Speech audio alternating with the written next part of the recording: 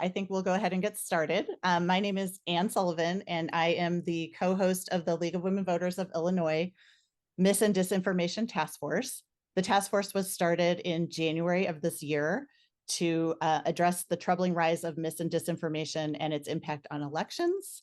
Our goal is to educate the general public on mis and disinformation, and you can find us on the League of Women Voters of Illinois website at lwvil.org/misdis-info. I'll put that in we can put that in the chat too. Our speaker this evening is Diane Chang. Diane is a product management leader with 10 years of experience building AI and consumer technology products to connect people to informative information safely and sustainably. She led Meta's election integrity product strategy and teams from 2021 to 2023. She's currently an entrepreneur in residence at the Brown Institute for Media Innovation at Columbia Journalism School. She's an advisor and consultant to nonprofits in the US and abroad on technology and elections. She holds a master's in public policy from the Harvard Kennedy School. So she's going to share her screen with us and make a presentation. Because this is a webinar format, if you have questions, we ask you to put them in the Q&A. We may not be able to get to all the questions, but when she's finished with her presentation, I will ask her a few of your questions. So thank you for joining us tonight. And Diane, I will turn it over to you. Fantastic. Thank you so much for having me. Hi, everyone. Diane here. It's an absolute honor to be here with you. I'm joining you from New York City. I love that the miracle of Zoom and technology allows us to be together in this way. What I'm going to talk to you about today is I'll give you a little bit of an overview on election mis and disinformation. Likely this is some information that might be familiar to you all. I'll share some of the recent history of how election mis and disinformation has spread online since the 2020 election, how that's slightly evolved.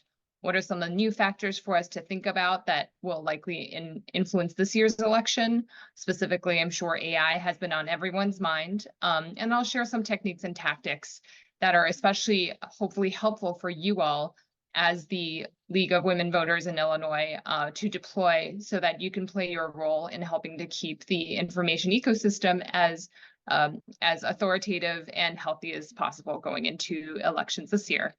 And without further ado, I will go ahead and get started. Just a brief overview, as Anne has already given my background. I'm someone who's very passionate about the role that technology plays in democracy and elections, and I've played this role in a number of different ways, officially, as mentioned by Anne, but also unofficially. I've volunteered for numerous campaigns and helped conducted exit polls of Asian American voters. So I'm so thrilled to be among like-minded folks here who care a lot about democracy and are spending your free time playing the role as informed citizens in making sure our democracy is healthy. So thank you for having me. And before we go on, I just wanted to also level set on some definitions. The first two are likely familiar to you as the Mis and Disinformation Working Group. I saw similar definitions on your websites, but just want to anchor us around the same definitions here since these are such commonly used terms. So disinformation is used to refer to intentional attempts to use false information to affect whether it's voter participation or to be deployed to harm a group of people, such as a social group or an organization or even a whole country. Misinformation is somewhat similar without that intention to harm. So it's false information that may be inadvertently shared to other people on a lot of the similar topics. And then lastly, deepfake is a term that I'm sure many of you have seen in the news or maybe have even been talking about a lot. And specifically in this case, I'm using deepfake to refer to deceptive audio, video, and images that are produced using artificial intelligence technologies, these generative AI tools such as ChatGPT and some other systems that I'll go into a little more in a little bit. So how did mis and disinformation impact the 2020 election? A lot of this likely is familiar, but given all of the proliferation of all kinds of information, I think it's also helpful to anchor everyone around the same kind of key points in this recent history. I think to address a lot of the continued information about how election results were or were not tampered with. Definitively, all kinds of investigations, including one by the DOJ and the Department of Homeland Security, concluded that there was no evidence that there was any foreign government manipulation of our election results in 2020. However, what we have seen is that where both foreign and domestic actors have tried to create information campaigns during the election period, it's primarily information that's meant to sow division, to kind of drive a further wedge on issues where there are existing societal tensions. So not necessarily deliberately to tamper with election results directly, but to further sow division and polarization. Some specific examples of that have since been well documented through a range of research and investigations. As an example, similar to what happened in 2016, in 2020, the Russian government-backed disinformation operations ended up targeting both left and right-wing people in America, where they did this using fake accounts on social media that came off looking like real Americans, representing themselves as if they're the accounts of real Americans. Or these were accounts on social media that would mimic real candidates, community groups, political organizations, to deceive people into thinking they were real political, legitimate community and political actors. And through these accounts, they would make a lot of same-side candidate attacks. This was the technique that was somewhat new, meaning they tried to break up coalitions on a single side, whether it was on the left or on the right, to sow further divisions within these coalitions. Secondly, another technique that wasn't entirely new, but also became increasingly widespread, were the techniques of creating fake news outlets using both websites as well as social media pages, and then doing something called typo squatting. I'll show an example of this shortly, which is creating what appears to be like a legitimate URL, but sometimes deliberately making one letter look like another, creating a typo there so that people think that it's a specific official looking URL when it's actually not. And this was used by certain influence operations operated by backed by foreign governments. And then lastly, disinformation on social media platforms, as well as on messaging apps like WhatsApp, came in the form of oftentimes campaigns that were targeted at communities of color who may be particularly vulnerable to some of these disinformation narratives. These were very cleverly crafted messaging targeted at them, oftentimes in the languages that these communities speak. And experts have been sounding alarm that this will be increasingly common in 2024. I wanted to share the pull quote here that specifically was from this Associated Press article about the threat to communities of color. The article says, it takes advantage of the very real fear and trauma from their experiences in their home countries. But I wanted to share this because this speaks to the ability for disinformation campaigns to drive wedges, not just among, for instance, immigrant communities, but any kind of community where there is an existing societal division or tension that can be exploited by these bad actors. So here's an example of typo squatting, the technique that I mentioned. This was a website that was created by a campaign that Citizen Lab uncovered in 2019 that they found to be from a network that was sponsored by the Iranian government, where they created inauthentic websites such as this that look very real. This, for all intents and purposes, looks like a very realistic web page from a very legitimate looking research institute from a major university. But if you look more closely at the URL here, it says belfourcenter.net, whereas the official website of the Belfour Center is belfourcenter.org. Very clever sleight of hand here. And if you read the actual web article in greater detail, it would reveal some maybe typos or grammatical errors that would then maybe hint at the fact that this wasn't completely legitimate. But really, I think for someone who isn't arriving at this website, keeping the potential to be deceived in mind, this very easily could lead to deception. And this is an article that is a fake story alleging that this ex-Mossad chief is somehow in cahoots with or associated with the Russian government. So definitely using a fake story, creating a fake looking and official looking website to deceive people who may arrive at this URL. And of course, other examples, these are probably headlines that are very familiar to people that indicate, contrary to the last example, this is an example of a domestically driven disinformation campaigns. What we've learned since 2020 was that there was a very well-run apparatus of a series of accounts, a lot of times stemming from Trump posting certain types of narratives, but a number of different actors and operators and influencers also then contributing by continuing to share the same types of disinformation about the 2020 election results. And as we since have known, these narratives spread really quickly and really prolifically online as well as offline. The tweets, unfortunately, that were most popular were of Trump's tweets were the ones where he did make claims about the elections that were false. And then these had very real consequences. The fake claims about the status of the elections and alleged interference in election results resulted in very real world threats to election workers. As we all know, many stories have come up about election workers in Georgia that were driven out of their homes because of the harassment and death threats they received as a result of these false claims.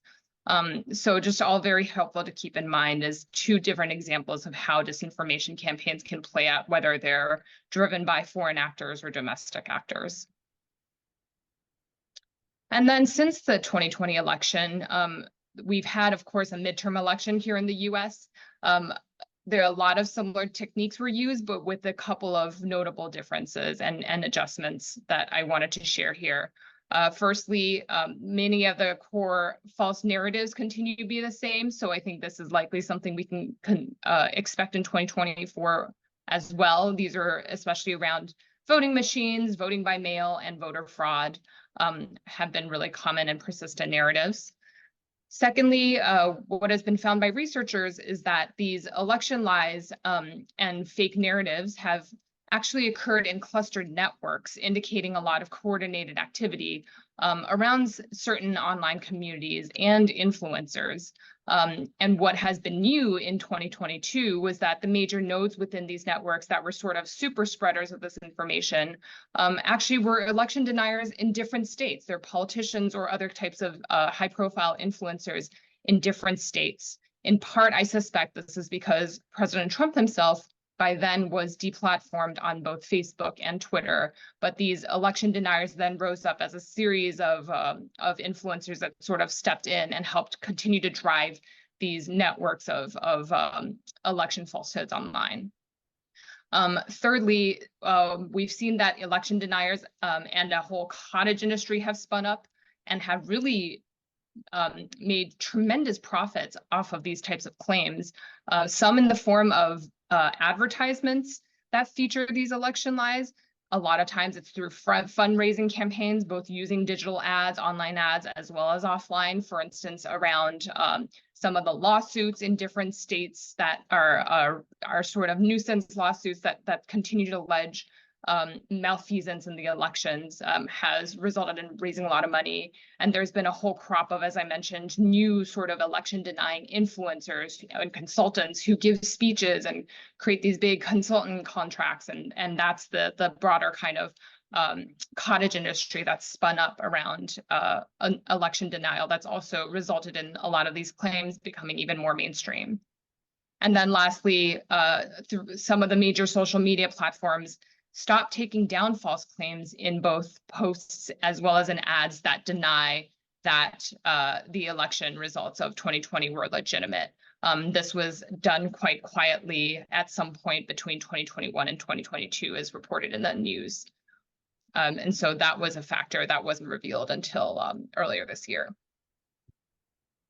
So looking ahead then at the elections this year, obviously our primaries are well underway, but we still have the general election ahead as well as a number of other primaries. And these are some of the forces that are likely to drive maybe some of the change in narratives or some of the ways that election misinformation and disinformation may manifest closer to the general election.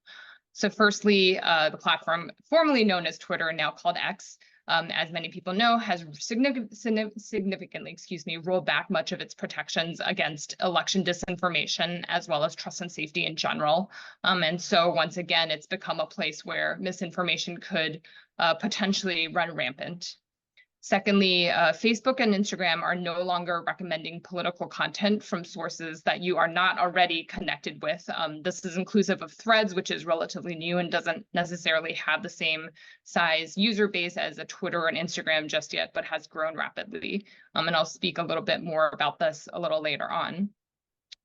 So this is both means that Facebook and Instagram are also not available or as potent potentially as tools to get out the vote and elevate authoritative information using the techniques in the past. Thirdly, Trump, after being deplatformed and then replatformed on these social media sites, he so far has not yet very actively posted on them. He has defaulted to posting first on the platform that he owns, but this may change as we get closer to the general election as well. And as we saw before, a lot of disinformation narratives were driven by his activity, given that he is such a high-profile candidate with such a large following on these platforms. And then fourthly, some of what's changed in terms of how we as kind of consumers of information, the way we communicate is not only do we rely on social media platforms like Facebook, Twitter, Instagram, YouTube, but we're also all increasingly using even more messaging apps like iMessage, WhatsApp, Telegram, and Signal. And many of these apps encrypt our messages, which makes it even harder for those platforms themselves to be able to use some of the techniques to monitor and maybe prevent misinformation within messaging apps as they would on a social media platform. And then lastly, of course, the big doozy that has taken up a lot of conversation in the media, we have new, really powerful artificial intelligence technology and tools now widely available to anyone. So how exactly will generative AI impact elections? And just to ground us also on what we mean by generative AI, these are new systems that sometimes can be used in a user-facing way, such as ChatGPT is the most well-known sort of chat agent and website or app that we can use to interface with an underlying artificial intelligence model. The way generative AI works is that it has consumed a vast body of content to understand and digest how communication and language works, and increasingly image and video and audio work. And when you give it a prompt, it can then generate a new piece of content, whether text, image, video, or audio. And the way it generates that is by predicting what is likely to be what you want based on all of that vast trove of data consumed to understand how people respond, how people communicate, and how people portray certain kind of visual cues. And so what's changed is that this technology has become even more effective in enabling anyone to more quickly and cheaply generate lots of content, including mis and disinformation content.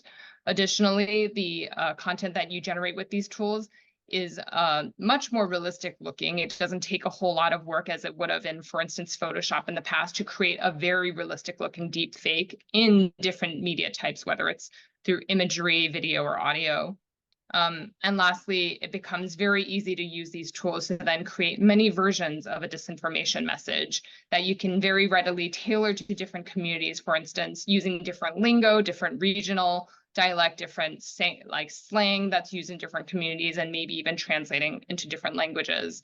And it also has the potential to make those messages much more compelling based on the type of prompts that you give it, the community that or audience type that you're prompting it to create the content for. And so it's not necessarily doing anything that humans weren't able to do before, but it generally lowers the barrier to make it easier, faster, to make this content in a much more compelling way. And so how do we think AI will change things this year when it comes to election? As I mentioned, what's new is that these tools are very potent and also can be accessed quite easily.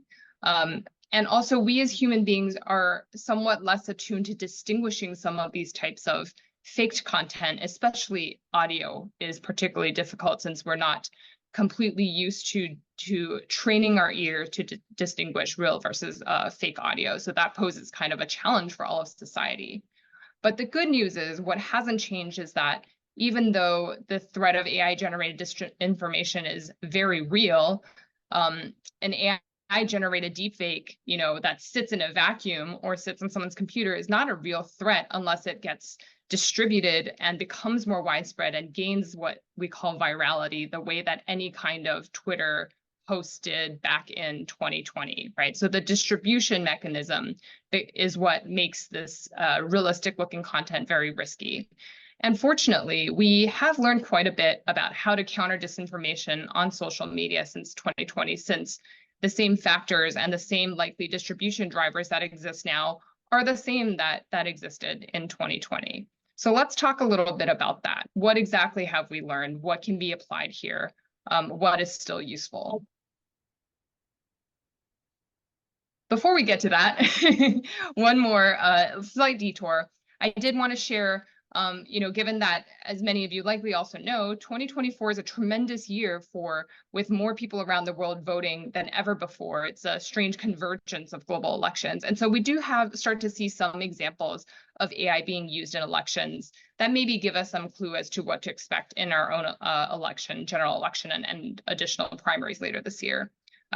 As an example, in our own New Hampshire primary, as many of you likely know, there was a robocall that was targeted at voters in New Hampshire that featured an AI-generated voice of Joe Biden. This luckily was quite quickly debunked in this case, although its true impact, I suspect we won't know about for a while to come. In Taiwan's election in January, there was a case where there were videos on social media that featured what looked like a newscaster, but was actually an AI-generated fake newscaster, or what we call newscaster avatar. And they read incendiary claims as if it were a real news report about the president. And researchers believe that this was part of an information campaign run by the Chinese Communist Party.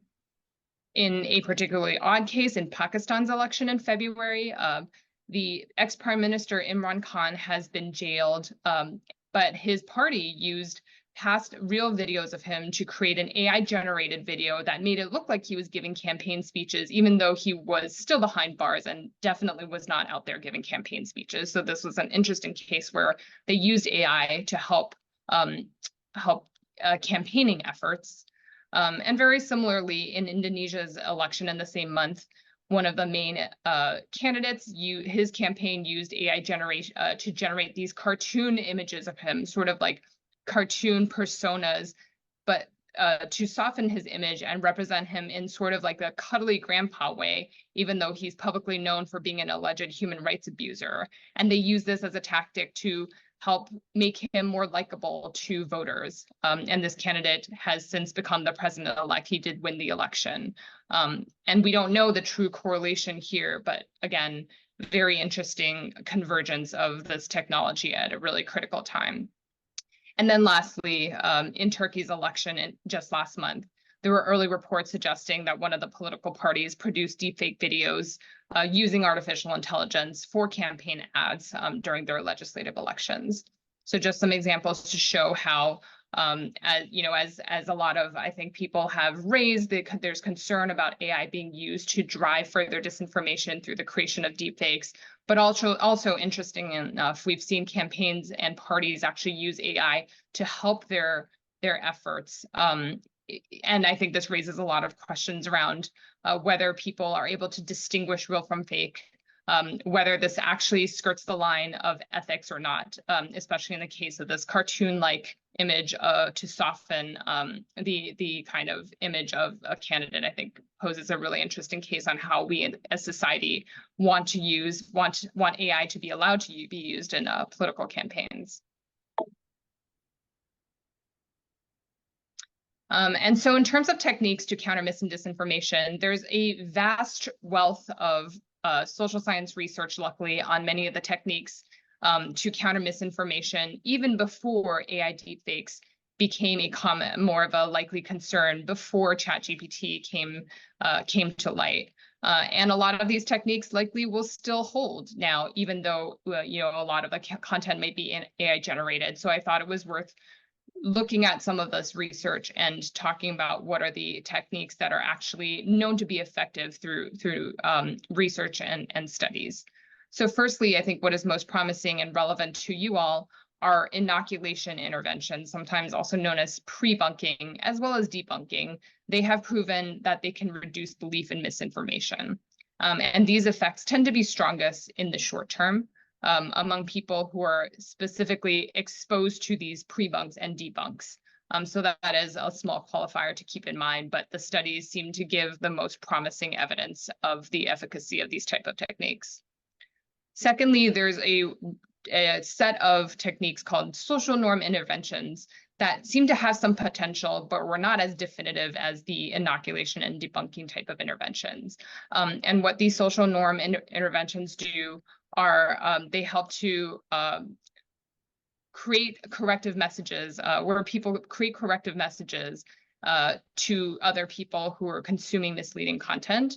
One study in the US showed that this was most effective when the person delivering the corrective message was from the same party as the person consuming it, compared to a general member, indicating what political scientists call in-group messaging from in-group members, like you and me are part of the same clan. That makes the delivery of the message particularly effective.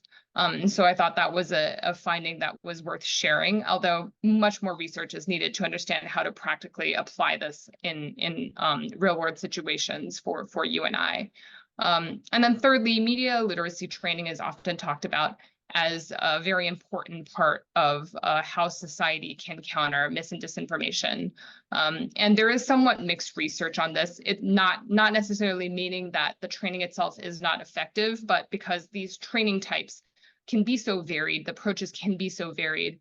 So the studies on their efficacy were somewhat mixed.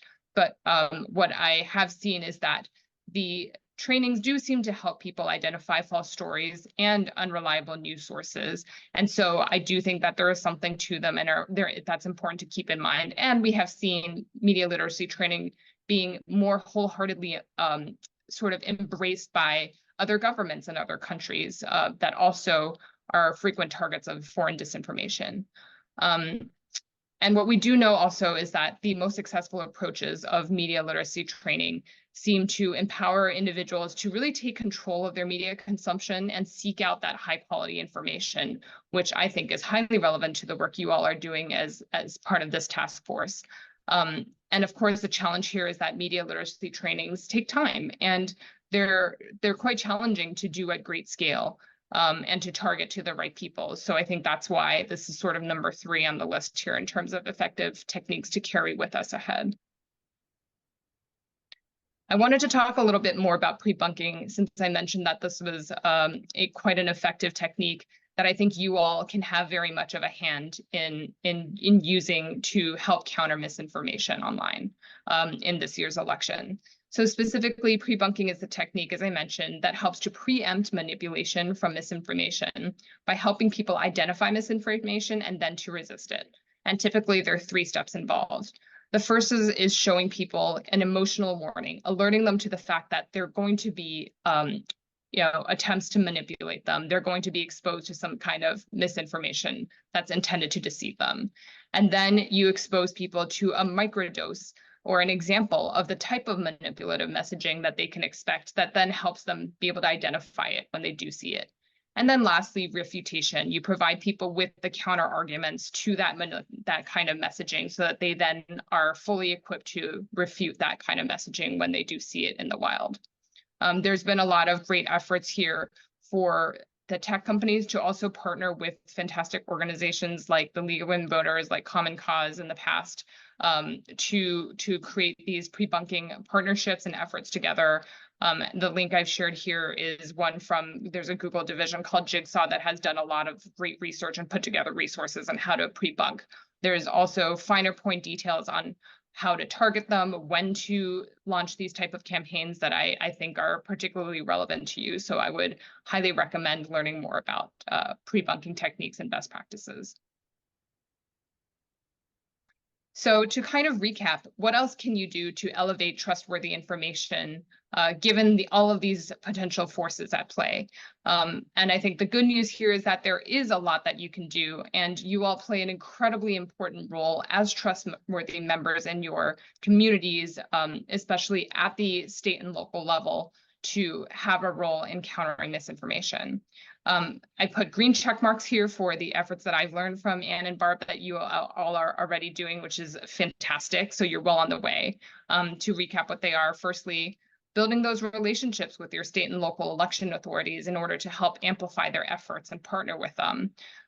This, of course, is I think has been increasingly a common partnership where state and local election authorities are no longer just seeing the administration of elections as part of their job, but also increasingly creating these public kind of information campaigns they also see as increasingly core to their job because election misinformation has become so common. And this is very important for other types of community organizations or nonpartisan organizations embedded in voting communities such as yours to be able to partner with them to also help amplify that information and amplify the efforts. Secondly, even though trust in institutions has eroded over the years, especially in recent years across the country, studies have shown and surveys have shown that actually election officials continue to mostly be considered really trustworthy among Americans across the country, which is fantastic news. And they ultimately, because they do administer and run elections and tally election results, they are the actual authoritative sources of information on elections. And so it's incredibly important for you all to continue to do what you already are doing in elevating information from them and reminding people that they are the authoritative sources for election information. Thirdly, as I mentioned, I didn't go into debunking as much, but that also is a very important and well-established practice to counter misinformation, even though it's a little more reactive. Debunking happens when people have already been somewhat exposed to a misinformation narrative, whether it's online or in other forms of media. And of course, the news media, journalists, they play an incredible role in doing the fact checking, doing the debunking, to make sure the public is aware of the true facts there. And so one thing that you all can do is also to reach out to and partner with these reliable news outlets before the election in order to be able to adequately partner on debunking when misinformation arises, whether it's by providing them with the correct context where needed to be quoted in their stories, or to raise a potential misinformation narrative for them so that they can go do the reporting needed to debunk it and make sure that the public has the corrected information. And specifically, looking at the reliable and getting to know the reliable sources at the regional, local level, as well as understanding ethnic media partners here are incredibly important, given what I mentioned, the risk of potentially communities of color, especially being targeted by disinformation campaigns. So working with ethnic media that speak to those communities, that are trusted in those communities, is also an important kind of aspect of the partnership to think about. And then fourthly, we already talked about pre-bunking, so helping to pre-bunk misinformation, thinking about how you can also create pre-bunking efforts and share that among your members as well as within your members' communities. And some of the, as I mentioned, narratives that have come up in the past 2 elections are likely to be give you clues as to the sort of pre-bunking themes to maybe create some information around going into the general election this year, such as about the security of election administration, the safeguards that are in place, and the trustworthiness of mail ballots or other aspects of voting, voting and election administration. Fifth, be prepared to report any misinformation that you see or misleading information that you see. I understand that there's a form that you all have to help report this, and that you all are likely partnering with Common Cause or with other types of partners to be able to elevate this among a number of organizations, which is fantastic. So definitely commend you for having started those efforts early. And then lastly, very importantly, as we've also known since 2016 and 2020, a lot of times the individuals that are highly susceptible to conspiracies or people who may suffer from isolation and other types of mental health challenges. And so if there is anyone in your life that seems a little too steeped in these online conspiracies or online activity, and just seem to be really, really absorbed in being online in almost an unhealthy way, do try to encourage them to take a break and invest in spending time together offline. Again, you all are hold tremendous power as authoritative people within your own communities, among members of your family and among your friends. And so do lean into those personal relationships, because ultimately this human connection is what's so important to help rebuild trust, and to help people feel connected and embedded, and the best way to then share information in a way that will be made receptive to people who otherwise might be prone to misinformation. I wanted to address one question that has come up of Instagram and Facebook somewhat limiting political content. This is one of the new factors that I mentioned. I think this has been somewhat documented. Meta has launched a new app called Threads that's somewhat Twitter-like.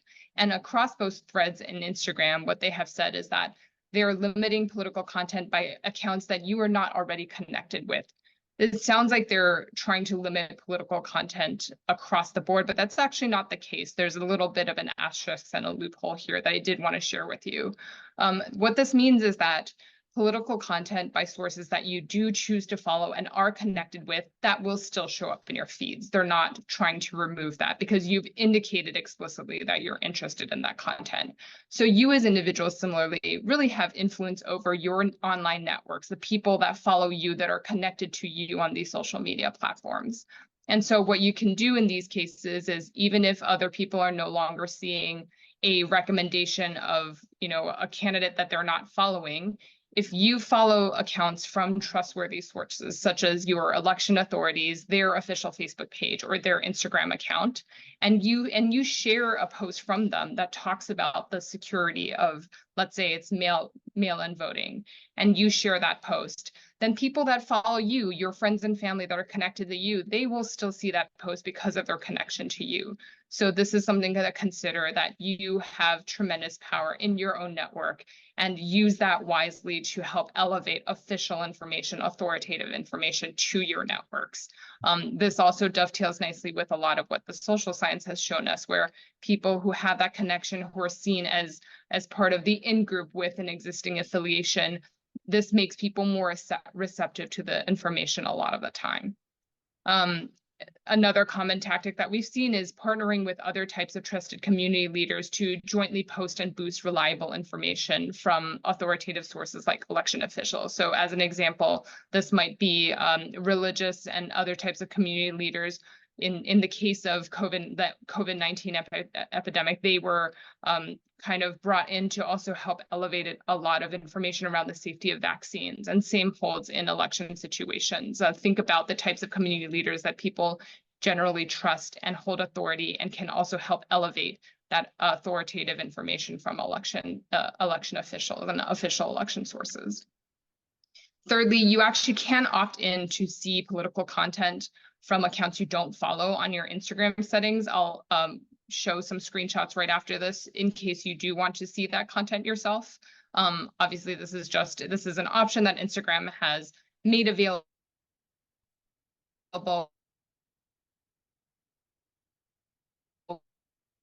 Similarly on Facebook, just as a reminder, this has been a long-standing feature, but you can opt to show more or show less to personalize the posts that you see in your own feed. And lastly, as you as an organization, think about how you share official information with your membership. As we have learned, of course, social media sharing is really challenging in that the platforms can make all kinds of decisions on a whim on what to show, what to boost, what to deboost. And so I would recommend that you consider all kinds of methods for sharing information, including email, through messaging like text messaging, or in person, and just really have a range of channels available to you instead of relying on social media. As I mentioned on Instagram, even though by default they're now limiting political content, the easy way to reverse that, if you choose to, if you do want to see this in your own account, is firstly, within your profile, when you're logged in on a mobile device, if you go to the little 3-line hamburger menu to launch settings, there's a setting called content preferences. If you tap that and then choose the setting for political content, on the right here, you can see then you can choose to not limit political content from people you don't follow, or by default, it should be the top one. That would be on by default. You could switch that off if you choose to do so. So just a little tip here. This was a tip that actually was published by the Associated Press. So definitely a question that people seem to be asking. And then lastly, just in this set of slides, I've also included some of the studies that I personally have found really helpful and informative in understanding some of the context here. So just want to make that available to everyone. And with that, I have been talking for quite a while, and I will pause here for Anne to come back on, and I'll take some questions and maybe have some discussion. Great. Do you want to unshare your screen so they can see us? Not that thank you. That was extremely informative, and I really appreciate you calling out the things that our task force is trying to put in place to help our local leagues and help voters throughout the state access the right information and pass along the right information to people that they interact with. We've gotten a few questions. Starting with us, one of the attendees would like to know, since you were an employee of Facebook, what happens on the back end in social media when you report something? I know I've reported various groups that are spreading misinformation or posts, and I don't think anything ever happens with it. Does anything ever happen with it? Or I think that's changed because I think there aren't as many people that are monitoring it now either. But can you comment on that? Yeah, I think what I can share is there are a couple of things that can happen. If you're referring to reporting content just as a general user in your own account, that's a signal that's used by a range of systems to understand some of the behaviors that are going on in the platform. So it could both inform automated system that might go and take action, or it might also influence the queuing of that content to a human moderator to review.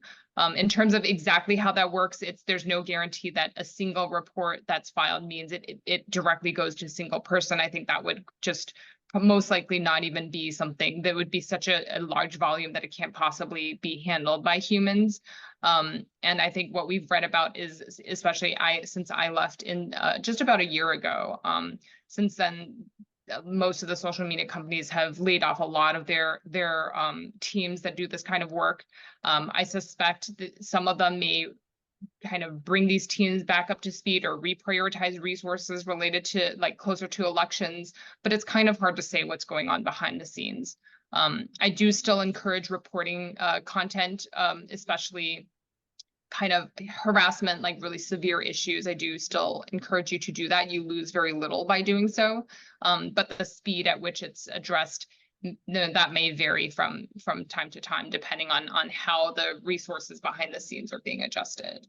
And I wasn't sure if this question was specifically just about making a report as an individual, but also civil society groups such as the League of Women Voters, as well as Common Cause, et cetera. Historically, they've formed partnerships with employees at these companies and may flag content to them.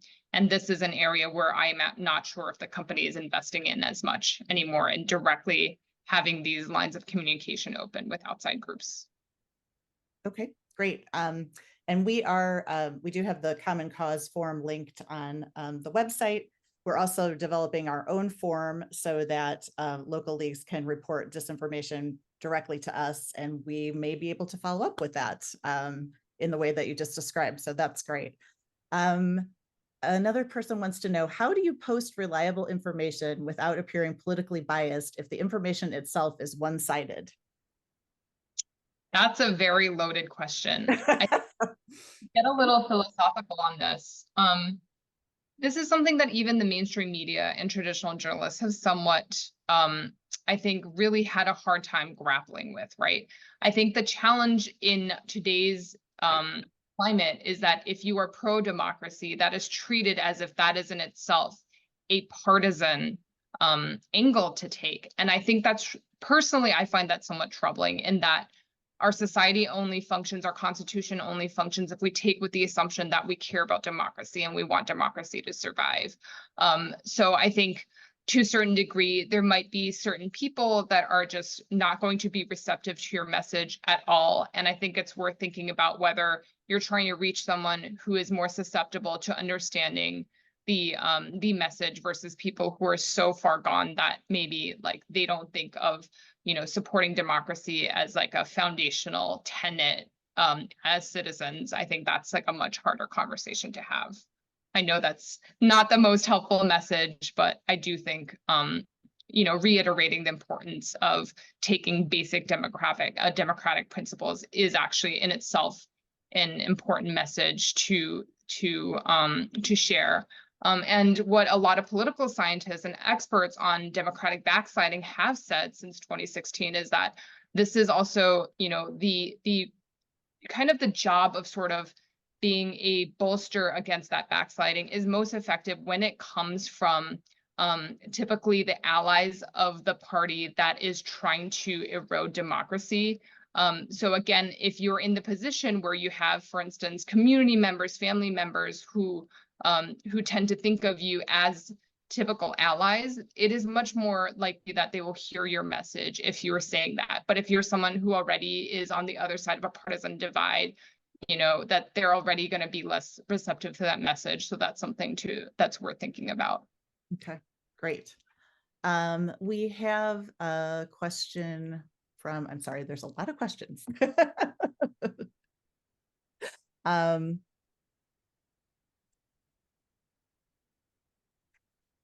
Looking for the one from somebody that works with NPR here, if you see that one. It increasingly feels like the odds are stacked against us in news deserts and news mirages across the US. Can you talk more about how we can build allies among voters to spread facts versus mis and disinformation? We can't do it alone. Facts aren't always sexy or something quick and easy to digest on social media, as you know. Yeah, absolutely. This is something that I personally care deeply about. In my entrepreneur in residence sort of seat, one of the things that I work with the Brown Institute on is a local news initiative. I think there are a couple of things that are possible here. This is one of the ways in which relying and partnering with other types of authoritative community leaders can be really helpful, where there isn't necessarily local media involved.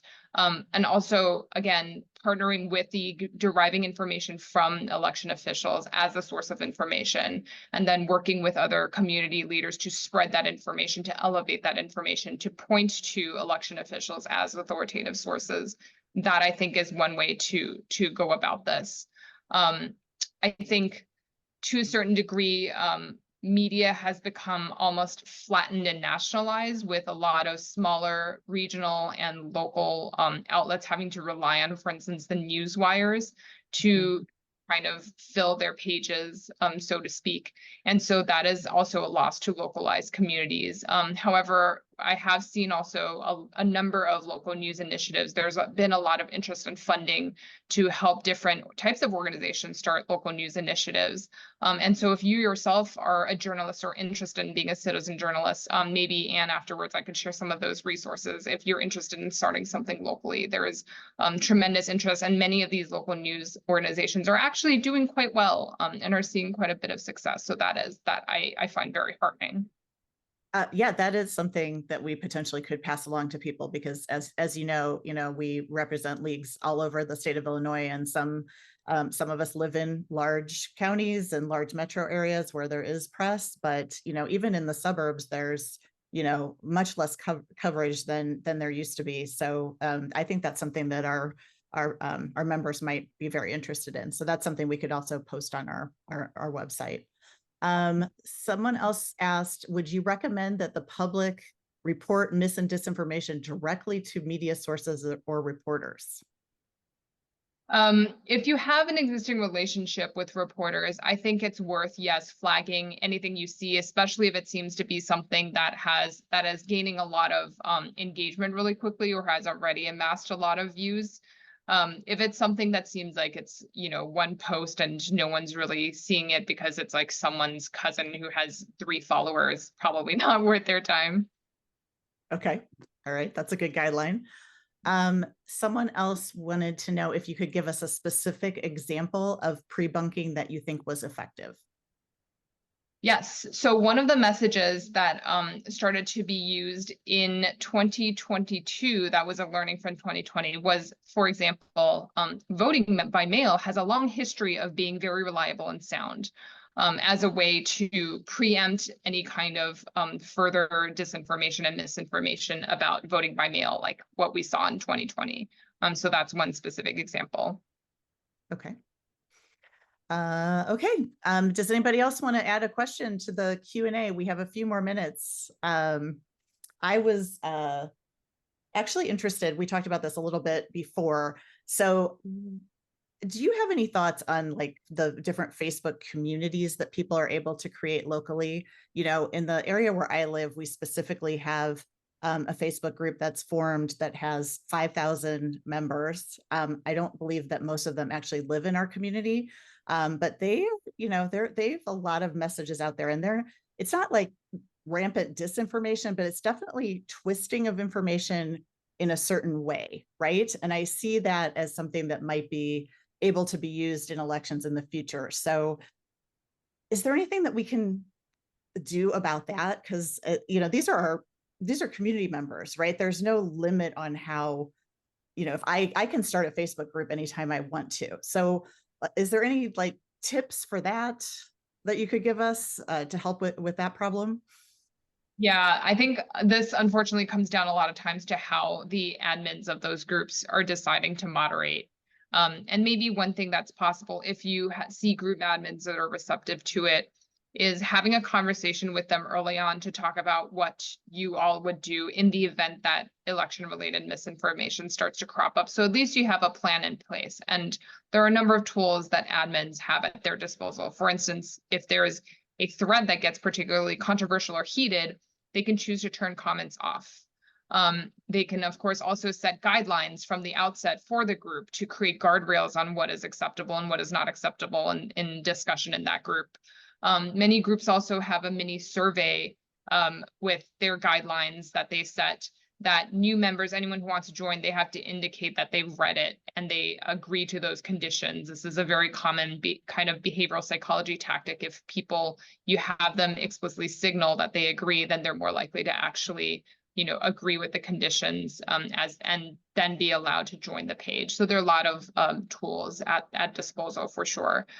If it happens in the moment of something controversial like that, I think the best thing to do potentially is just continue to, again, elevate authoritative sources of information, remind people of the facts. But ultimately, you know, you want to help correct people, but if some of these conversations can become really heated and you don't want to put yourself in a situation where potentially there might be, you know, really terrible, maybe even threats that happen. So just urge caution, like protect yourself and protect your mental health at the end of the day. Okay.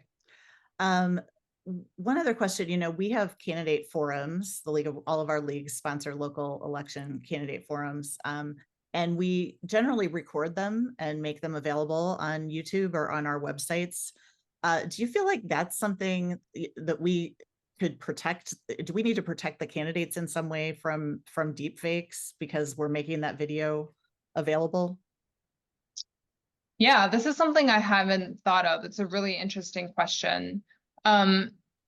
This is maybe a conversation to start to have with candidates. I do wonder what are the best practices there. So one thing that has happened, I didn't talk about some of the things that technology companies are doing, and there have been a number of voluntary commitments that the big tech and AI companies have made. For instance, there is a standard for watermarking called C2PA that was developed by Adobe, but the big companies like Microsoft, I believe Facebook and OpenAI have all signed on to, which means that they're going to use this technology to create a watermark on content that's created using their platforms, so that at least there's some degree of traceability for content that's created using their tools. So it's a start. It's not foolproof for sure. There are many ways around that, but at least it's a starting point so that in the future, any content that is creating using some of these tools it's easier for kind of the public and for these companies to be able to definitively say, okay, this was or was not from us.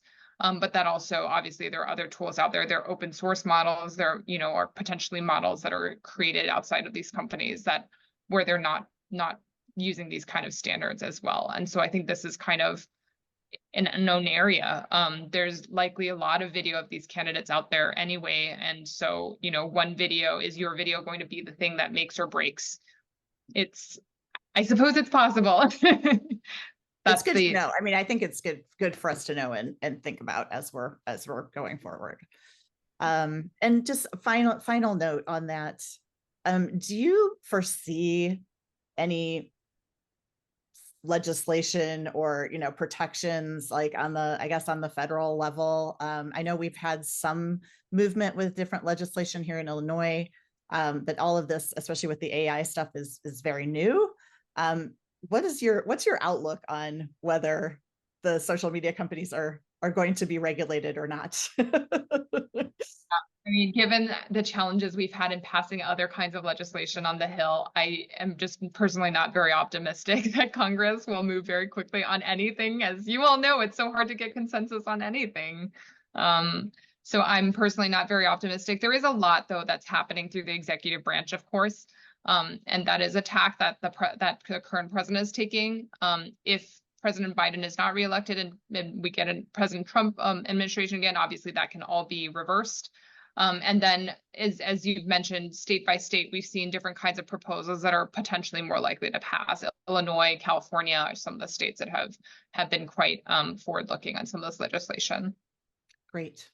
Okay, well, thank you. This has been extremely informative. For everybody that's still on, mark your calendars for May 22nd. One of the things Diane talked about that's important is media literacy. And our speaker is going to be Dr. Michael Spikes from Northwestern, who has been teaching media literacy for many years. So we hope that we're going to get some good tips that we can share from him. And again, that's May 22nd, I believe at 6:30 this time. And we recorded this video, so it will be available on the Mis and Disinformation page on the League of Women Voters of Illinois website. And I believe we can also share the slides on that page. That's okay with you? Great. Okay, so for everyone that's been asking if they can get copies, we will make sure that those are made available to you on the website. And again, the website is LWVIL.org, and our page is MISDIS-info. So it's lwv.org/misdis-info for all the latest information on mis and disinformation. And I just really want to thank you so much, Diane. This has been really, really informative, and we really appreciate it. Thank you so much for having me and for the incredible work that you all do and the incredible role you'll play in these elections. Good luck, and I'll be thinking of you. Okay, great. Thank you.